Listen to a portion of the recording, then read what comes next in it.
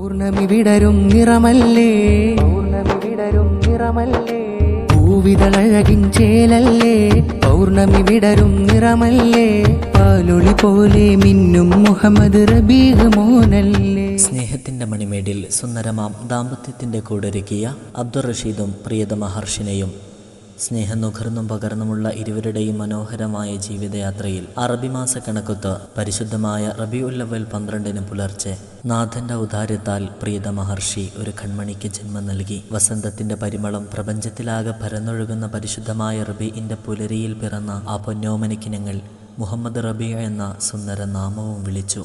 പേര് പോലെ നിറഞ്ഞ വസന്തമായി കൂട്ടുകുടുംബത്തിൽ സന്തോഷത്തിന്റെ സുഗന്ധങ്ങളേകിയ റബീഉ മോൻ നിഷ്കളങ്കമായ ആ കളിച്ചിരിയിൽ ലയിച്ചു ചേർന്ന മനോഹരമായൊരു വർഷം. ഇന്നേക്ക് ഞങ്ങളുടെ പൊന്നുമോൻ റബീഇന് 1-ാം പിറന്നാൾ. ലക്കൽ ഹംദു യാ അല്ലാഹ്.